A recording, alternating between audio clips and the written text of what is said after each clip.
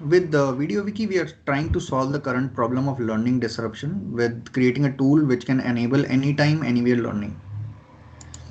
So if you know, the format of learning has been fairly consistent over centuries. No matter what we learn changes, the how we learn has always been a physical blackboard and a traditional coaching format until now. So if we talk about 1000 years ago, the learning was still blackboard, teacher, student. 100 years ago, it was the same. 10 years ago, it was the same. But now there is something different. 1.5 billion students are affected worldwide by this pandemic. And the reason this pandemic is has disrupted is not something that I need to explain. But the thing is, if this pandemic would have happened 10 years ago or 100 years ago, we would not have been in a position that we are in now. The reason is technology is so advanced that now we can do streaming activities. Now we can have different formats of learning which can be distributed through different channels, and we have a very interconnected digital world that we can enter into to escape the reality. Okay, so this is exactly what uh, we are facing, where we the classrooms have been like classroom sessions are not possible. The coachings have to be virtual, and it's the biggest challenge in most parts of the world. The curriculums are to be structured, taught, and managed digitally, and the content has to be digital or real time. And the biggest problem that the teachers are facing is their engagement methodology has changed. So earlier, when you had physical controlled environments, you can see or you can ask any student anything anytime. Now you are having a barrier in between, which is your laptop screen. So you see 50 students in this small 13-inch or 15-inch laptop screen, and you have to try to judge what they are doing with their facial emotions if they have their cameras on. So in this kind of a setup, how do we ensure learning continuity, and how do we make sure that the essence of this, regular traditional coaching is still maintained while giving an impactful content delivery? The solution that we are building is to get students and teachers online and immersive into that education, and trying to preserve the kind of experiences that they have in a physical environment. For example, collaboration is the biggest thing. Teachers, when they go to school, they are able to collaborate with other teachers. Students, when they are going to school, they can build communities, they can build friendships, and they can interact with each other. So when you are imparting knowledge, it's not just about talking in a monotonous manner, and it's between teachers and students, but there are other aspects which we'll discuss later in the presentation about what need to be maintained.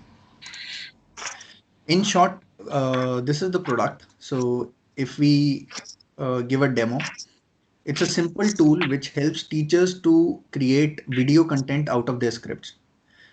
The problem of being monotonous and having a lecture delivery is even harder in a digital format. So we are creating engaging materials for the teachers without any technical or specialized tool knowledge to assist them into creating immersive and engaging digital content.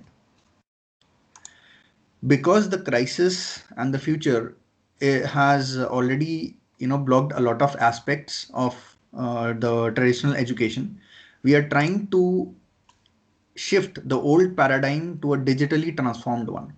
So if we talk about educational processes, there is definitely a content that needs to be passed on to the student. There is a curriculum, so there is a structure to that content that needs to be passed on. Then the coaching is the theoretical and experimental coaching that is happening, which needs to be transformed from the existing physical format to a digitally transformed one. The classrooms are impacted because they are geographically bound and they cannot be conducted with this pandemic situation.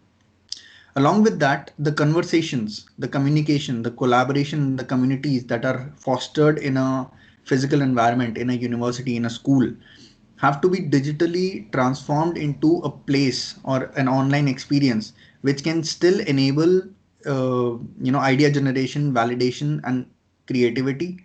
It can have student to student discussions, not just student to teacher discussions. Like rather than having a one to many flow, it should be many to many, network flow.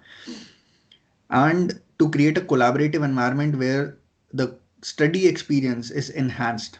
Okay, so if you talk about notes sharing, if you talk about studying together, why do students even form groups in order to study? Because it's more effective. So community development is also something that needs to happen. So unless we are able to form all these 8 pillars of education, we'll not be having an effectively digitally transformed experience for the students and teachers. So what we are doing is through our works, transforming the traditional education to a digital one. And it's not about switch.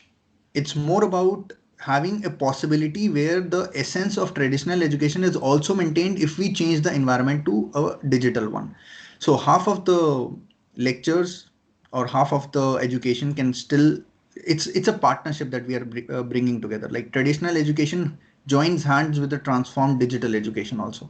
It's not that we are against traditional ways, they were bad or something.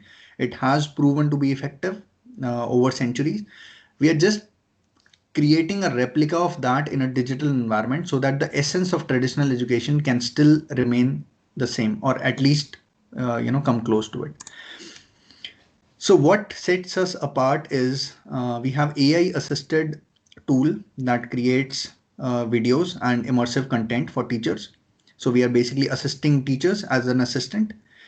The project is open source, so anyone can create on top of previously created content and add value. Even our code is open source, so there are two main aspects to it. The content that is being created is open source, that people can come and contribute, and there is an incentivization model around it. So you even make money out of the content that you have shared or the knowledge that you have built. Then it is a collaborative environment where students and teacher can collaborate, and teachers can collaborate, and students can collaborate also towards creating an immersive learning experience. And it is all crowdsourced. So with using the blockchain, it's an open and transparent ecosystem which is rewarding you based on the quality of your content that you have added to the system. Our mission is to digitize the coaching material and immersive gamification of practical education without having a dependency of technological or technology skills. And on the other side, we are driven by the guiding principles that are set forth by UN under the its development goals, specifically under SDG 4, which says ensure inclusive and equitable quality education to the whole planet, to everyone, be their be their location be Europe or South Africa or India. And we are also working towards OECD 2030 goals. Okay. So how we are taking this project forward is, the stage one is about creating the whole setup, bringing together a community of people like you to join in hands and create our product and the methodologies and the ecosystem that we are trying to bring teachers and students on. Stage two will be to launch it to a blockchain community, like an initial exchange offering to fund the full technology and design and user experiences, and to come up with an app release which is globally recognized and defined with algorithms which can actually prove value to students and teachers alike. And then stage four will be expanding to different markets. Like if the project is starting in Europe, we want to take it to Africa and Middle East and even other territories which are more in need. And then we are going to also launch a wiki coin. It could be, the name could change, but it's basically a token that can help incentivize the creators that are there on the platform. And then finally, we will release the platform over to nodes for full decentralization. Like for the next 2 years, we will be working on AWS, but the idea is to launch a test net and then finally go on to distributed servers, which will manage the whole content and the running of the services. And then go fully decentralized, fully DAO, like decentralized autonomous organization. The core principles or the core advantages that the world can get out of this project is, one, it will give you, learning continuity. Second, it will enable conversations between the right parties without any barriers, without any constraints, censorless. Engagement with extensions like gamification capabilities, AR, VR, augmented reality, and other such stuff. Standardize and rate curriculums. So we want to standardize and open the curriculums, the learning knowledge of the world. If you say that, okay, YouTube is already doing this and all, but YouTube does not allow anyone to, edit any content. It's not a collaborative platform. If you understand how the mechanisms work, it's just a content, curation thing where you can upload a content. But if you want to change a content, if you want to comment on a content, like, okay, if you want to contribute something to something to any existing video, you cannot do it in a video format. Only thing is you can do it in a comment in the section, and then think that, okay, somebody will read those comments. So it's a very, very, it's not created for that purpose, simple as that. Then reducing inequalities. So this is very important because the way some of the concepts are, taught in different parts of the world are very different. The governments also, take control over some of the sensitive parts of the information that needs to be shared. And the equality of access to information is a very basic thing that should be there, but it's not there in the world. For example, the access or the curriculums that a person in US or the person in Europe will have access to, just maybe because of the bandwidth or other such infrastructural improvements, is very different than someone in a backward country like Africa or Iran or Middle East countries. And then the sixth one is immersive ecosystem. Like, we want to create and preserve the essence of a physical environment, but we want to give freedom for people to virtually also engage or virtually also immerse themselves into education and knowledge. Now, there are many platforms who are doing this, but in most of the platforms the content is still centralized. Okay, you can talk about Coursera, you can talk about Udemy or Khan Academy. The content is being uploaded. It's not a collaboratory platform. Like, five people cannot come and curate one content. The additions or updations of the content is not there. Like, if you have to create a course which is now obsolete, you will have to recreate the course completely, again. You cannot just take the piece which is outdated and you can immerse a different piece of video around that. So with our project we can do that. The next steps are to implement the team, and this is implement the project by our team. So Natalia is a PhD in neuropedagogy and AI who is working with Cognitive Future of Students. I'm a tech entrepreneur myself, so I do the strategy and analytics background. And yeah, I'm working solely into education field. And we have some other people. Rui has already been introduced. Sumit is not on the call, but Sunidhi, Prabodh, Supreet, they have all contributed to this project so far, and their names will definitely always be on the platform. So when we invite you to come and contribute on the project, it's a very good opportunity for you also to list your name in a project which is having or which is aiming to have such a big impact in the world. And it has credibilities. We have won some prizes. We have support from the European Commission. We have support from some other communities which are developing and which are you know uh, moving forward and supporting this project overall. So I will stop here and stop sharing also and pass the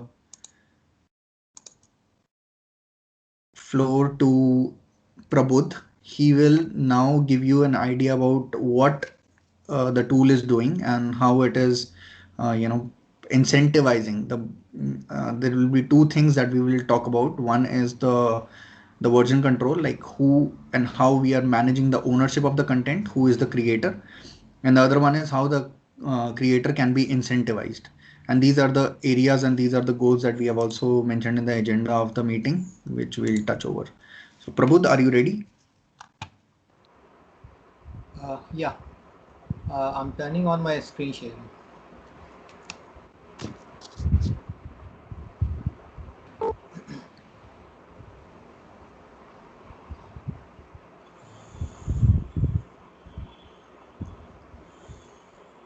Is my screen visible?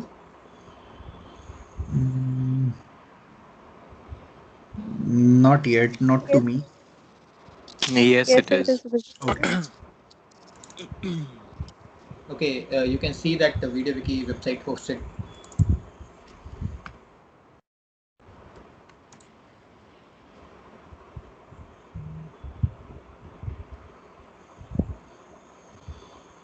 Okay, thank you, Shivam sir, for the introduction of the project, and that's almost everything that the project is trying to solve in real world scenario, and whatever we are expecting to be VideoWiki in future.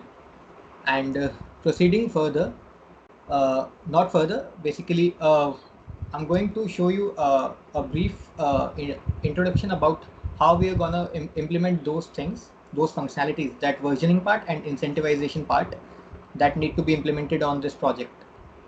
So yeah, I have this project hosted on my local host. Wait, let me show. Yeah, so assuming a scenario of two types of people on the VideoWiki platform. One, content creators, other content consumers. Consumers are students and other people who are trying to learn some new things, new technology, or whatever the learning they are trying to pursue. And the content creators are people who will manage the whole network, and probably they will be developing tutorials, modules, and courses for the platform. So from the point of view of a content creator, if you sign up on the platform, on the decentralized platform, and they will have access to a dashboard that will help them to create a video, uh, basically a tutorial that they need, that they want on the platform to be published and all. So when they basically right now the flow is like that. When you click on create a new video button, when talking about the centralized system, this is a website that is right now hosted on the platform. When we create when we create the click on create new video button, it goes to the editor part, and you have to put video title, description, and video transcripts. These are like scripts that will be associated with the content that the tutorial or the course that you are creating. And when you create scenes, it will use an API to fetch relevant. It will take some. Wait, let me. Okay. I guess the session is expired. I have logged in. Let me try once again loading the page.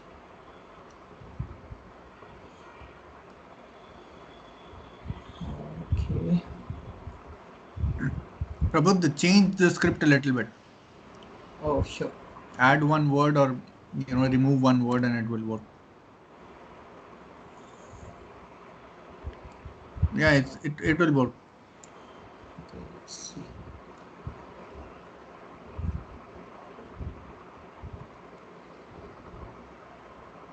So yeah, you can see as we have put it video title, description, and the transcripts, the subtitles and all.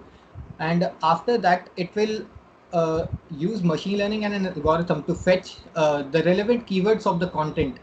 And on those keywords, you can say that tags, the videos will be fetched, the small videos will be fetched from relevant videos will be fetched from an API, open source API. And these video lengths are like 15 seconds, 20 seconds, or around that. So you can use these things. Let me play it. Yeah, so you can use these videos, and even also you can upload your own video and put your transcripts and your voice behind it, so so that you can like, this is an editor, so you can basically combine all those videos to make some uh, whatever the relevant module or course you are trying to achieve. And after that, formatting the resolution of video and all. And when you are ready with this, arranging your scenes in the order that it makes sense, whatever you are trying to convey to the end user. So when you click publish, it will get published to the VideoWiki platform. This is the home page. Yeah. So these kind of videos, courses will be available to consumers to go through these. And this is basically this is a model that is totally centralized, because we are using a central database and going through all those stuffs to make the content and putting that on here. And now what we are trying to achieve is we are trying to make a platform that incentivizes user on the basis of the contribution on the basis of their contribution on the platform. So basically, if a user on the decentralized platform clicks on the create new video button, so right now we are using MetaMask for the testing purposes, and on the Ringbyte test network you can see. So when we click on confirm, I will show you the smart contract for this too. Right now it's deploying the smart contract, the initial smart contract that will be initiating the repository on your basically the repository that you have for your course content. Same version control features like GitHub, that like GitHub works for the code sharing and all those stuffs. And this is for like a video sharing platform with the version control functionalities. Yeah, So collaborative video creation. yeah, so I'm waiting for confirmation of transaction one. It's on Ringbyte test network, so it takes around 15-20 seconds, I guess.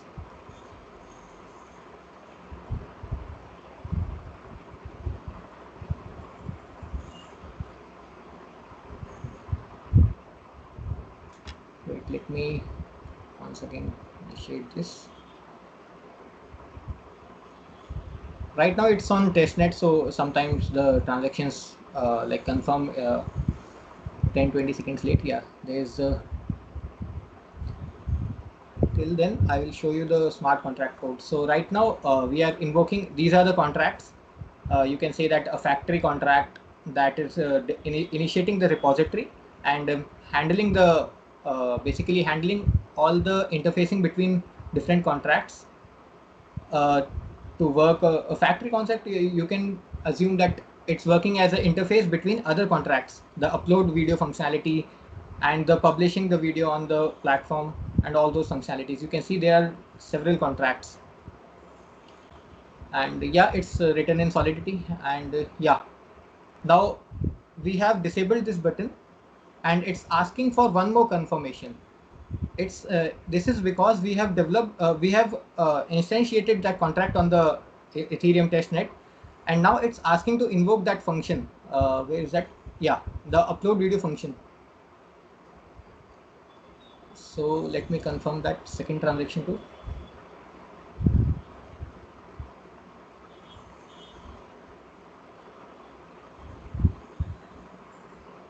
Yeah. So now we have a repository initiated, and we have deployed that upload video function from the contract. And now we have the normal flow of project that we need to put transcripts, video description and video script, sorry, title, description and scripts here. And it will be the same things. You can upload your, right now it can't open because we have not yet pasted the scripts here. And the same things. And when you are done creating your content, you can click on publish button and it will it will again trigger a function on the contract. Wait, let me show you. Yeah, it's an event that it's telling it need to tell that the data is pushed to the end user, not end user, that the data is pushed to a database. We are planning to do it with IPFS because that's a decentralized database. And right now we are using uh, I guess right now we are using MySQL database on this SQLite server or something like that. Yeah. And yeah, Now, when the video is published, let me get back to the home page. So here starts the versioning part of the platform. Now, creator have created the instantiated the contract, deployed a repository, created his content. After that, his course or his module or his training tutorial is listed on the website, and the end user will have two functionalities to view the. I think it's not working. Yeah, it's like you can view the course as an end user and you can learn from it, and yeah, and the other content creators can do that thing, that they can if you have something, if you have a tutorial that is outdated, new versions have come, have arrived, and basically you want to develop new tutorials, or maybe put some new topics in on top of that, they will be provided with a fork functionality. It's like saying that when you click on fork in GitHub, you can clone that repository in your local in your account, and after that you can develop those changes and merge back to the main repository, the parent repository. So when we click on fork, it will again interact with the contract, and here is a function called uh, yeah. So for the first time, it will create a new master branch. Master branch means you are, if you know the functionality of GitHub, it creates a branch, a master branch, and people. Sorry, I confused it a little. When you are deploying that contract where we confirm the two transactions, they are creating a master branch for their content. They have their node, the starting node there, and after that, when people are trying to fork, they are making their own branches to the existing for the from the existing tutorial to develop on top of that, and yeah, and when you have made those changes and you are satisfied with the content that yeah, I have made this thing and I want this to be merged back to the parent repository, there will be two options. You can merge back to your parent repository, or you can go and make that content your make publish that content as your own repository. But here comes the part of incentivizing the user, because if you are forking somebody's if you are forking somebody's content and developing on top of that, then you have to pay some amount of uh, possibly we are planning for tokens like Wikicoin. So you have to pay some amount of coins to that user, that yeah, you are the content creator and this is the value I'm giving you, so that you can sell those rights, that I can develop more content on top of your content and publish it as my content in my name and everything else. So yeah, and the incentivization model will work like this. When you have we say that yeah, when content creators are creating the content on platform, they will be they have to pay some amount of fee when they are invoking those transactions that we confirmed just a few moments back. They will pay some gas fee because it's deployed on Ethereum, and they will create a content. They will they will have to be credible to that I have paid some gas fees, and you have to go with giving basically making that content. And after creating that content, and on some metrics related to that, number of people forking that content and number of people basically viewing that content, how much engagement that content is getting from people, how much attention the content is having on the platform, the user will be incentivized on those metrics. Not the user, the creator of that content. And yeah, and the network will run with the transaction fees that what are the whatever will be the transaction fees that are handled on all those transactions, like invoking that factory contract, deploying our contract, then publishing that video, and yeah, and after using these functionalities will be used by the content creators and as well as uh, the content consumers. So yeah, Basically, this is the whole functioning of VideoWiki, that we are trying to switch from centralized to decentralized server network. Yeah. And this is the whole, you can see that functions like create the factory contract, that is handling the functionality between upload functions and version. This is a version control function, that who are the list of editors who are editing that same piece of repository. It will take it as an array. And yeah, you can see that and what are the access rights for that modifiers, that who can only the approved people can develop on top of that content, because they need to pay some amount of fee to the owner of that repository to develop on top of that. So that's pretty much it, the functionality and the smart contract. Yeah.